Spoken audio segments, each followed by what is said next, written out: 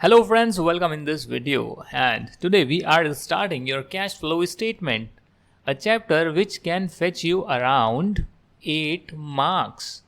Why sir? Because accounting standard 3 जो है वो आपके अकाउंटिंग स्टैंडर्ड में भी आता है.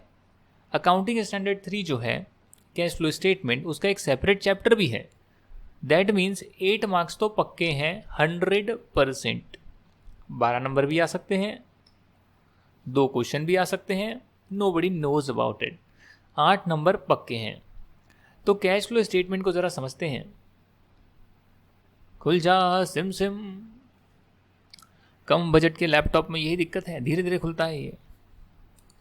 सपना जहां दस्तक ना दे, चौकट दी वो आंखें मेरी, ख्वाबों से थी तादाद में खामोशियाँ ज़्यादा मेरी. कब से जुड़े जब से जुड़े तेरे कदम, चलने लगी दुनिया मेरी. मेरे दिल में जगह खुदा की खाली थी, देखा वहाँ पे आज तेरा चेहरा है.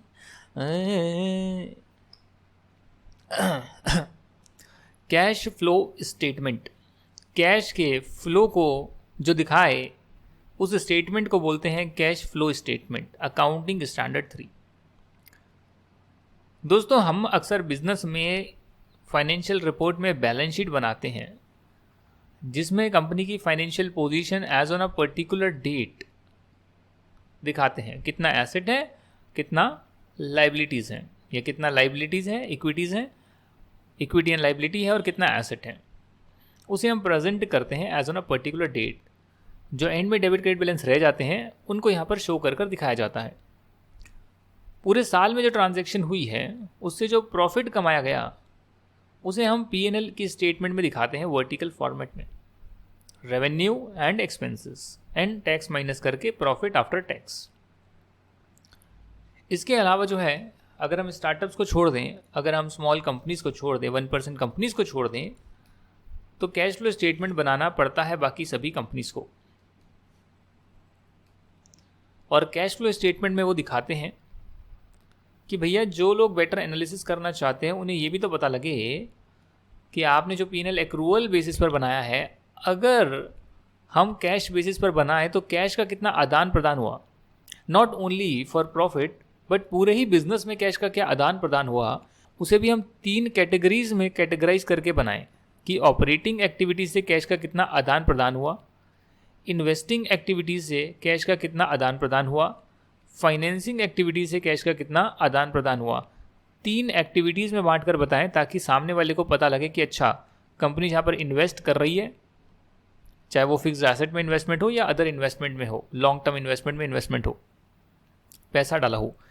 फाइनेंसिंग का मतलब आपको पैसा मिला हो इक्विटी शेयर होल्डर से, long term debt etcetera, debenture वगैरह एटसेट्रा, आपने उसको चुकाया हो, राइट. तो वो हो गया फाइनेंसिंग. आपने इंटरेस्ट दिया हो, फाइनेंसिंग दी. फाइनेंस कॉस्ट होती है, आपको याद होगा P&L में फाइनेंस कॉस्ट आती है, डिबेंचर का इंटरेस्ट जा रहा है, लोन का इंटरेस्ट जा रहा है, फाइनेंसिंग. आपको इनकम मिल रही है, आप कहीं पे इन्वेस्ट करते हैं, डिविडेंड इनकम, इंटरेस्ट इनकम मिल रही है, इन्वेस्टिंग एक्टिविटी, कैश इनफ्लो. बाकी जो आप बिजनेस कर रहे हैं, सर्विसेज दे रहे हैं, ऑपरेटिंग एक्टिविटीज़, टैक्स वगैरह पे कर रहे हैं, ऑपरेटिंग एक्टिविटीज़. तो ये आप 3 एक्टिविटीज़ में अगर दिखा दें तो उसे हम कैश फ्लो स्टेटमेंट बोलते हैं कि भैया पूरे साल में इन तीनों एक्टिविटी से कैश का क्या आदान प्रदान हुआ, प्लस ओपनिंग जो था कैश एंड कैश इक्विवेलेंट का वो बैलेंस इतना था. तो पूरे साल में अगर आदान प्रदान है उसको ऐड कर दें तीनों एक्टिविटी से और उसमें ओपनिंग ऐड कर दें तो वो closing cash and cash equivalent के बराबर होना चाहिए. अब यहाँ सवाल है कि कैश के आदान प्रदान में हम कैश एंड कैश इक्विवेलेंट को भी मानते हैं. तो ये कैश तो समझ में आता है भैया, बैंक में पैसा पड़ा है और कैश पड़ा हुआ है एक्चुअल में. आप ये भी बोल सकते हो कि जो कैश है वो आपका कैश है, पैसा, और बैंक में रखा है तो वो कैश. इक्विवेलेंट है। और उसके अलावा जो बहुत ही लिक्विड इन्वेस्टमेंट्स हैं जिन्हें without loss of value cash में कन्वर्ट किया जा सकता है, ऐसी शॉर्ट टर्म इन्वेस्टमेंट जो इस एज के लिए शॉर्ट टर्म इन्वेस्टमेंट का मतलब है कि जिन्हें आप 3 महीने से कम में मैच्योर कर सकते हैं, ये सब जो है कैश के बराबर ही माना गया है। बहुत सारी जो है, अगर आप देखेंगे शेयर मार्केट में आप शेयर्स में खरीदते हैं, बॉन्ड्स लेते हैं, डिबेंचर लेते हैं, वैसे लिक्विड फंड्स होते हैं। लिक्विड फंड्स में क्या होता है, आपकी वैल्यू बहुत बढ़ती नहीं है, बट वो रेडीली अवेलेबल रहते हैं, आप कभी भी जो है उससे कैश निकाल सकते हैं। और इंटरेस्ट भी जो है 8% के करीब मिल जाता है कई कई जगहों पर। रिस्क होता है थोड़ा सा, बट पैसों का ज़्यादा लॉस भी नहीं होता है, इनसिग्निफिकेंट रिस्क रहता है। और ऐसी जो लिक्विड इन्वेस्टमेंट है उन्हें आप कैश इक्विवेलेंट मानते हैं। तो सिंपल कैश नहीं बताना, cash and cash equivalent opening इतना है और इतना चेंज हुआ तो उससे आप क्लोजिंग बताएंगे, तो ये आपको बताना है। इसे बताने के लिए आप जो है डायरेक्टली बता सकते हैं सर, डायरेक्ट मेथड, डायरेक्टली बता सकते हैं। डायरेक्ट मेथड का मतलब क्या है कि आप हेडिंग डालेंगे particulars amount cash flow statement for ABC limited for the year ended 31 मार्च 2021 या 22 या 23। उसमें हेडिंग डालकर लिखेंगे कि ऑपरेटिंग एक्टिविटी से क्या कैश का आदान प्रदान हुआ है। जो भी इंफॉर्मेशन गिवन है उसमें से आइडेंटिफाई करें कि अच्छा गुड्स बेचकर कितना आया, डेटर से कितना आया, ये डेटर्स को कितना अच्छा देंगे तो नहीं आएगा ही, ठीक है। कैश कितना रिसीव हुआ, कैश में जो सामान बेचा, सर्विसेज से कितना रिसीव हुआ, गुड्स से कितना रिसीव हुआ, कैश परचेज जो करी उसे माइनस करोगे। कोई ट्रेड पेबल है उन्हें अगर आपने पेमेंट करी है पूरे साल में, टोटल बता रहा हूँ मैं, नेट। डायरेक्ट मेथड में आप सीधा सीधा जो है कैश का आदान प्रदान लिखते हैं, यानी कि ट्रेड पेबल को जो पेमेंट करी वो लिखेंगे, नहीं करी तो नहीं लिखेंगे, सीधा ही कैश निकाल कर लिखते हैं कि भैया ऑपरेटिंग एक्टिविटी से यहाँ मेरा कैश मेरे को रिसीव होना है, यहाँ मेरा लग रहा है, ऑपरेटिंग एक्सपेंसेस में भी ये मेरा खर्चा लग रहा है, पावर इलेक्ट्रिसिटी का कैश में इतना लग रहा है, जो पेमेंट करी है वो कितनी है वो डायरेक्टली आप माइनस करेंगे, वेजेस कितनी पे कर दी है, इनकम टैक्स कितना पे कर दिया वो डायरेक्ट माइनस करेंगे, और अगर कोई एक्स्ट्रा ऑर्डिनरी आइटम है तो वो भी उसे ऑपरेटिंग एक्टिविटीज़ का निकालने के बाद एंड में दिखा देंगे, तो आपका आ जाएगा net cash flow from operating activities. दोस्तों कैश वैसे देखा जाए तो कैश यूज्ड भी हो सकता है, कैश यूज्ड इन ऑपरेशन, अगर आपने ज़्यादा यूज़ कर लिया, यह कैश रिसीव भी हो सकता है अगर आपको रिसीव हो गया। वैसे तो रिसीव होना चाहिए, पॉजिटिव ही होना चाहिए, नेगेटिव होना नहीं चाहिए, क्योंकि आपका जो मेन बिजनेस है उसी से आप कैश नेगेटिव कर रहे हैं। नेगेटिव का मतलब क्या कि डेटर से पैसा आ ही नहीं रहा है और सामान जो है आप पेमेंट करके खरीदे जा रहे हैं, तो क्या होगा, खूब सारा आपने पैसा देकर परचेजेस कर ली, आपने खूब सारे एक्सपेंसेस पैसा देकर परचेज कर ली, जिसे सेल करी उससे पैसा आया ही नहीं, तो कैश फ्लो क्या आया, प्रॉफिट तो आ गया, सामान बेच दिया, ट्रेड रिसीवेबल बढ़ गए, बट कैश फ्लो क्या आया, जीरो, नेगेटिव, ज़्यादा चले गया, आया कुछ नहीं। Cash flow from investing activities भी डायरेक्टली दिखाएंगे आप, परचेज करा तो कितना कैश गया, बेच दिया तो कितना आया, और कुछ इन्वेस्टिंग एक्टिविटी का है वो भी यहाँ डाल देंगे जी, कोई डिविडेंड इनकम आ रही है, कोई इंटरेस्ट की इनकम आ रही है, रिसीव हो रही है, एक्रू नहीं हो रही जी, रिसीव डायरेक्टली, तो आपका आ जाएगा भैया नेट कैश यूज कितना है या फिर नेट कैश फ्लो फ्रॉम कितना है।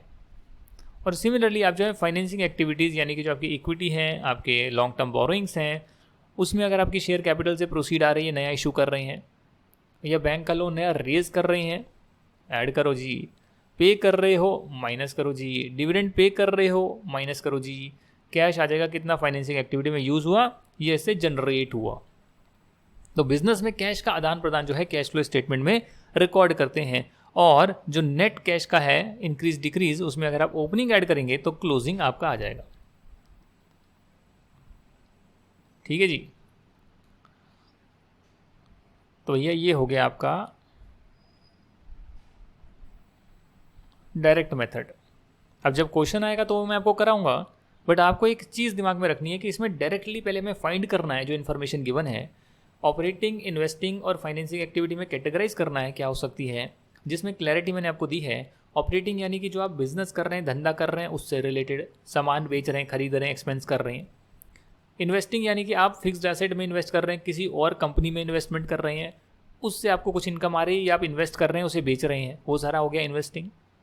फाइनेंसिंग में आप जो है फाइनेंस रेज कर रहे हैं, इक्विटी शेयर होल्डर से कर रहे हैं, बैंक से लोन ले रहे हैं, लॉन्ग टर्म बोरोइंग कर रहे हैं, डिबेंचर इशू कर रहे हैं, रीपे कर रहे हैं, सब फाइनेंसिंग। उसका इंटरेस्ट पे कर रहे हैं, डिविडेंड पे कर रहे हैं, सब फाइनेंसिंग। ऐसे कर कर आपको आइडेंटिफाई करके ये स्टेटमेंट बनानी होती है। वैसे तो 12th स्टैंडर्ड में आपने पढ़ाई है, उसके बाद भी मैं आपको एक इनडायरेक्ट मेथड भी बता देता हूँ जो AS3 में गिवन है। इनडायरेक्ट मेथड का मतलब कि आप डायरेक्टली मत निकालो कि भैया ऑपरेटिंग कैश फ्लो कितना है, इस पर्टिकुलर जगह से कितना कैश आया या गया, ये मत देखो। आप जो है नेट प्रॉफिट से स्टार्ट करो जो एक्रूअल बेसिस पर बना हुआ है। यानी कि कायदे में तो ये हुआ ना कि अगर आपने मान लो कि 1 करोड़ का प्रॉफिट कमाया है तो कायदे में तो ये हो गया कि अच्छा 1 करोड़ मैंने कमाया तो 1 करोड़ मेरे बैंक में आने चाहिए, एक्स्ट्रा प्रॉफिट मैंने कमा लिया है। बट उसमें कुछ नॉन कैश ट्रांजैक्शन भी है, करेक्ट, जो कैश में नहीं हुई बट एक्रूअल कॉन्सेप्ट के बेस पर रिकॉग्नाइज करी हुई है। तो अगर आप उन ट्रांजैक्शन को हटा देंगे और रिवर्स मैनर में मूव करेंगे तो भी आप नेट प्रॉफिट से स्टार्ट करके बता सकते हैं कि ऑपरेटिंग कैश फ्लो कितना है, फाइनेंसिंग कितना है और इन्वेस्टिंग का कितना है। यानी बैलेंस शीट और P&L से आप बता सकते हैं रिवर्स कैलकुलेशन कर कर। इसको बोलते हैं indirect method. Instead of directly finding out कितना कैश का इनफ्लो आउटफ्लो और उसको जगह जगह पे डाल दो, आप P&L से स्टार्ट करो, प्रॉफिट से स्टार्ट करो और उल्टा जाओ, जिसमें P&L में जो भी नॉन कैश आइटम है, देखो अगर टैक्स माइनस करा हुआ है तो ऐड कर दो ताकि नेट प्रॉफिट बिफोर टैक्स आए।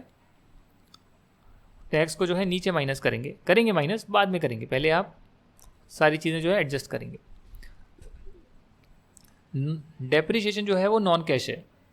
ऑपरेटिंग तो है सर, ऑपरेटिंग है, आप बिज़नेस चलाते हैं तो बिज़नेस चलाने के लिए आप मशीन को यूज़ करते हैं, plant and machinery, furniture, office equipment, तो उस पर जो खर्चा लगा एक तरह से हम मान लेते हैं कि इतना डेप्रिसिएशन लगा है, इतने का खर्चा लगा है, आपने यूज़ करा है, पर वो नॉन कैश है। जब प्लांट एंड मशीनरी खरीदते हैं तब वो कैश में होता है, यानी बैंक से पैसा जाता है, बेचते हैं तो पैसा आता भी है, थोड़ा बहुत पुराना हो जाता है तो बेच सकते हैं।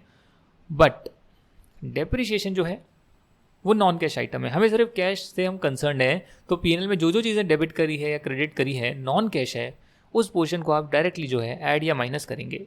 तो डेबिट करिए तो ऐड कर रही हैं sir, loss on sale of asset, profit होता तो माइनस करते। Profit on sale of investment अगर हो गया तो हम इसे माइनस क्यों कर रहे हैं, ये तो कैश में हुआ होगा प्रॉफिट, सेल कर दी तो ज़्यादा पैसे आ गए होंगे जी, बेच दिया तो ज़्यादा पैसे आ गए होंगे। इन्वेस्टमेंट 100 रुपये की है, 120 में बेच दी तो 20 रुपये P&L में ज़्यादा हमने डाले होंगे प्रॉफिट, ये तो कैश आइटम है, पर ये ऑपरेटिंग नहीं ना है। ये जो है आपका इन्वेस्टमेंट वाला, ये आपका ऑपरेटिंग नहीं है, ये आपका इन्वेस्टिंग एक्टिविटी है। तो इसीलिए हमें पहले प्रॉफिट बिफोर टैक्स में वो सभी चीज़ें आप ऐड करते हैं जो या तो नॉन कैश है, कैश में नहीं हुई है, P&L में डेबिट करी हुई है, या फिर वो ऑपरेटिंग एक्टिविटीज से ताल्लुक़ नहीं रखती है और P&L में डेबिट करी हुई है। आप उन सभी चीज़ों को ऐड कर देंगे जी, ठीक है जी, उन सभी चीज़ों को ऐड कर देंगे। चाहे वो इंटरेस्ट इनकम हो गई, जी हाँ इन्वेस्टमेंट है, इन्वेस्टमेंट की है सर, यहाँ नहीं करेंगे। इंटरेस्ट एक्सपेंस है, फाइनेंसिंग का है, यहाँ नहीं करेंगे, पहले ऐड करेंगे ताकि ऑपरेटिंग प्रॉफिट आए। ये जो नॉर्मल प्रॉफिट है इसे ऑपरेटिंग प्रॉफिट पे पहुँचना है बिफोर वर्किंग कैपिटल चेंजेस। यानी कि डेटर से पैसा आया, ट्रेड पेबल्स को, क्रेडिटर्स को पैसा दिया, इन्वेंटरीज वगैरह में हमने इन्वेस्ट करा या इन्वेंटरीज को बेचा तो उसे कम करा, उसमें जो ब्लॉकेज है उसे कम करा, वो सब छोड़कर वर्किंग कैपिटल जो आपका definitely current asset minus current liability होता है, और ये आप जो ऑपरेशंस कर रहे हैं उसी से ताल्लुकात रखता है, उसी के लिए जो है ये वर्किंग कैपिटल रखी जाती है। खरीद बेच कर रहे हैं सामानों की, डेटर्स में कन्वर्ट हो रहे हैं, सामान खरीद रहे हैं, रॉ मटेरियल तो क्रेडिटर्स हैं, वो आपके ट्रेड पेबल्स हैं, और अमाउंट रियलाइज़ हो रही है तो आप वहाँ पर भी डाल देते हैं कि हाँ भैया इतनी रियलाइज़ हो रही है, करेक्ट। तो इसका मतलब ये हो गया कि ये तो आपका जो है ऑपरेटिंग प्रॉफिट आया है, ऑपरेटिंग प्रॉफिट आया है before working capital change. P&L से आपने निकाला, बस P&L में नॉन कैश और नॉन ऑपरेटिंग आइटम्स को ऐड कर दिया तो पता लग गया भैया ये ऑपरेटिंग प्रॉफिट है। तो ये जो आपके ऑपरेटिंग प्रॉफिट आ गए हैं, ये operating profit before working capital change है, राइट। अब वर्किंग कैपिटल में क्या चेंज हुआ है वो यहाँ पर आप रिकॉर्ड कर लेंगे कि भैया ट्रेड रिसीवेबल जो थे मेरे वो बिगिनिंग में 100 रुपये थे, एंड में जो है 200 रुपये या 300 रुपये हो गए हैं, तो कहीं ना कहीं जो है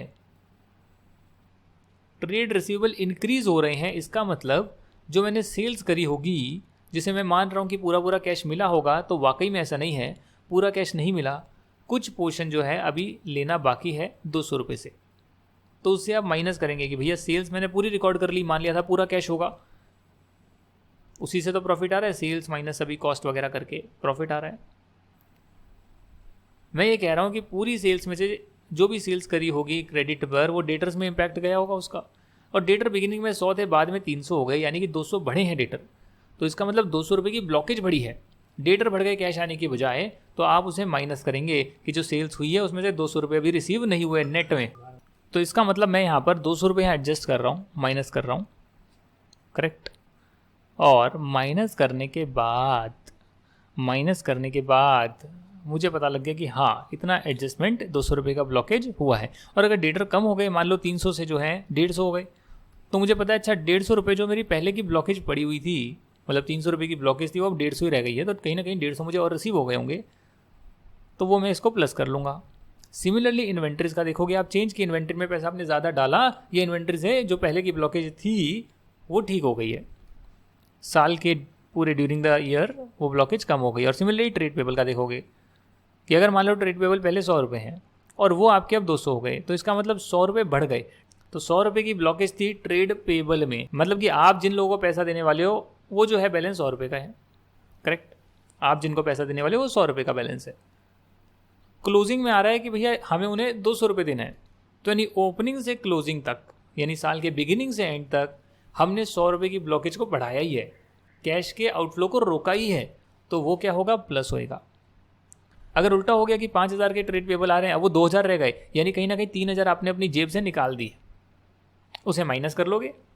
ये 12th में करा हुआ है, वैसे आप समझिए इसको, आप 12th स्टैंडर्ड में करा हुआ है। तो वर्किंग कैपिटल के चेंज के बाद जो है यहाँ आएगा cash generated from operations. Income tax paid को यहाँ माइनस करोगे तो आएगा cash, net cash generated from operating activities. तो ऑपरेटिंग एक्टिविटीज़ का करने के लिए थोड़ा सा तिगड़म है, प्रॉफिट से स्टार्ट करना पड़ता है, प्रॉफिट बिफोर टैक्स से। हालांकि जो बाकी है इन्वेस्टिंग और फाइनेंसिंग वो तो बिल्कुल सीधा है, बिल्कुल सीधा है, उसमें कोई दिक्कत ही नहीं है। क्या सीधा है सर, व्हीकल बेचा तो डायरेक्ट मेथड में लिखते थे आप, सेल वैल्यू यहाँ भी वही डालेंगे, परचेज करा तो वो भी यहीं डालेंगे। सेल का क्या होगा, पॉजिटिव, परचेज का क्या होगा, नेगेटिव। परचेज करोगे तो कैश का आउटफ्लो होगा और नेट कैश यूज्ड आ जाएगा। वैसे इन्वेस्टिंग से यूज्ड ही आएगा, क्योंकि आप नट शेल में तो इन्वेस्ट ही करते हैं, बेचते थोड़ी ना है आप। पुराना माल बेचेंगे, पुराना आइटम बेचेंगे तो थोड़ा सा पैसा रिसीव होगा, बाकी तो आप खरीद रहे हैं। और फाइनेंसिंग एक्टिविटी से जो है proceeds from issuance of share capital, तो शेयर कैपिटल से प्रोसीड आ रही है,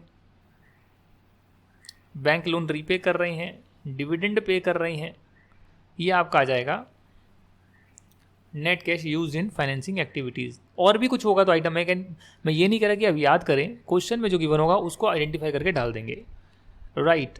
तीनों एक्टिविटीज़ का सम करोगे तो आएगा नेट इंक्रीज डिक्रीज क्या है, कैश कैश इक्विवेलेंट में। अगर बिगिनिंग का ऐड कर दोगे तो क्लोजिंग आ जाएगा। साथ ही में आपको जो है ये निकालने के साथ ही आपको एंड में ये भी दिखाना होता है कि देखिए क्लोजिंग या ओपनिंग जो कैश एंड कैश इक्विवेलेंट है उसमें क्या क्या आ रहा है, जिसमें बैंक भी आएगा, शॉर्ट टर्म इन्वेस्टमेंट भी आएगी, जो कि 3 महीने से नीचे की होती है, कैश एंड बैंक और शॉर्ट टर्म इन्वेस्टमेंट जो 3 महीने से नीचे की होती है। समझ गए, फॉर्मेट रटना नहीं है, चीज़ें समझनी है। क्वेश्चन में जो चीज़ें गिवन होगी उससे देख कर करेंगे कि भैया हाँ डायरेक्ट मेथड है तो डायरेक्टली कर देंगे, इनडायरेक्ट मेथड है तो इनडायरेक्टली कर देंगे, क्या दिक्कत है। अब कई बार इस क्वेश्चन में क्या होता है कि कुछ अमाउंट मिसिंग है, फिगर्स मिसिंग है, तो उसके लिए आप क्या कर सकते हो, आप लेजर अकाउंट क्रिएट कर सकते हो कि भैया हाँ डिबेंचर का ओपनिंग बैलेंस क्वेश्चन में गिवन है, बैलेंस शीट में गिवन है, कैरिड डाउन भी क्वेश्चन में गिवन है, क्लोजिंग बैलेंस, कुछ डिस्काउंट था इशू ऑफ डिबेंचर पर वो भी आपने डाल दिया, तो बैलेंसिंग फिगर जो है वो यहाँ पर आ रहा है। मान लो आपने इशू करा होगा, इशू प्राइस क्या है, अगर कहीं ना कहीं इशू है, चीज़ें मिसिंग है, तो वो आप अकाउंट क्रिएट करें जो इन्फॉर्मेशन गिवन है। जैसे प्लांट एंड मशीनरी का अकाउंट बनाएंगे तो ओपनिंग आपको पता है, बैलेंस शीट में ओपनिंग आ रहा है, क्लोजिंग पता है आपको, राइट। अगर आपने कुछ बेचा तो आपको सेल प्रोसीड पता है, उस पर कितना प्रोविजन फॉर डेप्रिसिएशन बनता बिगिनिंग से लेकर अभी तक का, और क्या P&L आया, उस पर प्रॉफिट एंड लॉस आया तो यहाँ पर प्रॉफिट आया तो यहाँ पे डालेंगे, बैलेंसिंग फिगर आएगा कितना परचेज करा, तो कुछ भी आ जाएगा। मतलब कॉमन सेंस से सोचने वाली बात है ना। अगर प्लांट एंड मशीनरी के अकाउंट में डेबिट साइड पे कुछ आ रहा है तो परचेज करा होगा तभी वो डेबिट से बढ़ेगा, और क्रेडिट साइड पे कुछ आ रहा है तो बेचा होगा तब आ रहा होगा। प्लांट एंड मशीनरी एसेट है, बढ़ने पर डेबिट होता है, कम होने पर क्रेडिट होता है। तो अगर यहाँ पर ये वाली अमाउंट ज़्यादा आ रही है क्रेडिट वाली, डेबिट की कम आ रही है, तो आप समझ जाइएगा कुछ ना कुछ परचेज करा होगा जो मिसिंग है, तो इस इंफॉर्मेशन से आप चीज़ें निकाल लेंगे, समझे आप। Similarly provision for tax account है, अकाउंट है कुछ नहीं है, प्रोविजन फॉर टैक्स, प्रोविजन का एक अकाउंट है, क्रेडिट बैलेंस होता है, लाइबिलिटी साइड पर आता है, इसलिए ब्रॉट डाउन बैलेंस क्रेडिट पर होता है। जब आप और प्रोविजन क्रिएट करते हैं तो इस अकाउंट में और पैसा यहाँ जमा होता है, इनकम टैक्स एक्सपेंस डेबिट होता है और प्रोविजन क्रेडिट होता है। Income tax expense debit to provision for tax. Income tax PNL में चले जाता है, डेबिट बैलेंस पीएनएल में चले जाता है, जो हम यहाँ पर शो करते हैं नीचे, यहाँ पर शो करते हैं टैक्स। कैरिड डाउन बैलेंस भी गिवन है, तो बैलेंसिंग फिगर क्या है, अच्छा इतना इनकम टैक्स पे करा होगा, क्रेडिट ज़्यादा आ रहा है, डेबिट कम आ रहा है, तो जरूर यहाँ पर कुछ ना कुछ पेमेंट करी होगी जिसमें बैंक आपका क्रेडिट हुआ होगा और ये अकाउंट डेबिट हुआ होगा। सोचने वाली बात है ना, इस अकाउंट में डेबिट क्या हो सकता है, इस अकाउंट में क्रेडिट क्या हो सकता है, वो सोचने वाली बात है। तो अगर मिसिंग है चीज़ें, जैसा सिंगल एंट्री में भी किया जाता है, तो उसे आप अकाउंट बना कर चेक करेंगे। जो भी एडिशनल इन्फॉर्मेशन में इन्फॉर्मेशन गिवन है, चीज़ें गिवन है, उनके अकाउंट्स बनाकर चेक करेंगे कि हाँ कहीं ना कहीं कोई बैलेंसिंग फिगर निकल कर तो नहीं आ रही है। जैसे डिविडेंड पेबल है, ब्रॉट डाउन गिवन है, कैरी डाउन गिवन है, साथ में आपको ये पता है कि इस बार का डिविडेंड इतना डिक्लेयर किया गया है, तो बाकी क्या होगा, बैंक से पे किया होगा। और अगर क्वेश्चन साइलेंट है तो हम हमेशा ये मानते हैं, नोट डालकर लिख लो जी, क्वेश्चन साइलेंट है तो हमेशा ये मानते हैं कि जो पिछली बार जो है डिक्लेयर किया था वो इस बार पे कर दिया होगा और इस बार जो डिक्लेयर करा है वो नेक्स्ट टाइम पे करेंगे, ऐसा कुछ हम मानते हैं, राइट। अगर क्वेश्चन साइलेंट है तो राइट। तो ये चीज़ें हैं। इसी के साथ कैश फ्लो स्टेटमेंट का ढांचा मैंने बता दिया, ऑब्जेक्टिव मैंने बता दिया। बेटर एनालिसिस के लिए हम शो करते हैं, 3 कैटेगरी में बांटते हैं। और जैसे TDS है, TDS on interest earned on advance given to supplier, तो सप्लायर से रिलेटेड आ रहा है ना सर, सप्लायर को एडवांस दिया तो क्या होगा, उस पर इंटरेस्ट अर्न करा, एडवांस पर इंटरेस्ट अर्न करा, वो आपका क्या है, फाइनेंसिंग नहीं है, इन्वेस्टिंग नहीं है, वो you are not investing, you are not financing, it is operating. और उस पर भी इंटरेस्ट बना तो वो भी ऑपरेटिंग है, और उस इंटरेस्ट पर TDS कटा, तो डेफिनेटली आपको ये पता होना चाहिए, कॉमन सेंस है, और आपको पता भी होना चाहिए, मैंने कई बार बताया है, इनकम टैक्स के TDS के चैप्टर में भी बताया है कि यदि आप किसी व्यक्ति को 1 लाख रुपए पे कर रहे हैं और 10,000 का TDS काट कर 90,000 ही पे करते हैं, तो सामने वाला व्यक्ति उसको 1 लाख ही इनकम मानेगा। यानी 90,000 जो मिले प्लस जो 10,000 का TDS कटा वो भी इनकम ही है। सब कुछ ऐड करके जो उसकी एक्चुअल इनकम है टैक्स कैलकुलेट करेगा और फिर माइनस करेगा, अच्छा इतना तो मेरा ऑलरेडी TDS कट चुका है। ये प्रोसीजर होता है, समझे आप। इनकम टैक्स में कराया हुआ है जी, कराया हुआ है। तो ये कैश फ्लो स्टेटमेंट का चैप्टर है। इसके बाद जो इसके क्वेश्चन आंसर्स को हम प्रैक्टिस करेंगे स्टडी मटेरियल से, और स्टडी मटेरियल, और फिर जो है आपका ये चैप्टर कंप्लीट होगा। मैं आपको करीब करीब एक डायरेक्ट मेथड का पूरा क्वेश्चन कराऊंगा, एक इनडायरेक्ट मेथड का पूरा क्वेश्चन कराऊंगा, एक डायरेक्ट मेथड का डिस्कस करूंगा क्वेश्चन, एक इनडायरेक्ट मेथड का डिस्कस करूंगा क्वेश्चन, यानी एक पूरा स्क्रैच से कराएंगे और एक एक क्वेश्चन जो है बुक से डिस्कस करेंगे। तो 4 क्वेश्चन आपके होंगे इसमें। उसके अलावा हम देखेंगे RTP, MTP जो भी हैं, और उसको समझेंगे, और बाकी क्वेश्चन आपके होमवर्क रहेंगे जो कि हम अक्टूबर में प्रैक्टिस करेंगे, बाद में प्रैक्टिस करेंगे बाद वाले स्टूडेंट्स के लिए। अभी आप प्रैक्टिस करके अगर डाउट आएगा तो आप मुझसे पूछेंगे। कल या परसों में इसको कंप्लीट करते हैं, फिर आपका जो है ब्रांच अकाउंटिंग भी स्टार्ट करना है, जो बहुत इंपॉर्टेंट है, और उससे करीब करीब 12 नंबर का क्वेश्चन आता ही है। That is very very important, right. Single entry is not at all important. Single entry का क्वेश्चन जो है वो छूट सकता है चॉइस में, सिंगल एंट्री का चॉइस में छूट सकता है। सिंगल एंट्री का कई बार आता भी नहीं है। सिंगल एंट्री का 8 नंबर का आकर रह सकता है क्वेश्चन, बहुत इंपॉर्टेंट नहीं रहता, चॉइस में छूट सकता है, बहुत ऑप्शन है। बट ब्रांच अकाउंटिंग करना ज़रूरी है, हायर परचेज कंपलसरी है, दोनों से एक एक क्वेश्चन ज़रूर आएगा और इससे भी ज़रूर आएगा। तो पहले ये कर लेते हैं 2 दिन में, फिर आपका ब्रांच अकाउंटिंग थोड़ा बड़ा चैप्टर है जिसमें 1 हफ्ता कम से कम लग जाएगा, उसे कर लेते हैं, और फिर आपका जो है हम लास्ट में हायर परचेज कर लेंगे। Single entry is not at all important. I will definitely I will try to complete it, but it is not at all important. जो आपने 11th में पढ़ा है, 12th में पढ़ा है, वैसा ही है कि मिसिंग फिगर्स हैं, बैलेंस शीट वगैरह बनाइए, ओपनिंग बनाइए, अकाउंट्स वगैरह क्रिएट करिए, जो मिसिंग फिगर्स आ रही है उससे चीज़ें फाइंड आउट करिए। चलिए फिर हम नेक्स्ट क्लास में मिलते हैं, कैश फ्लो स्टेटमेंट के क्वेश्चंस करते हैं। Thank you very much for watching this. I wish you all the best. जय हिंद एंड बाय बाय।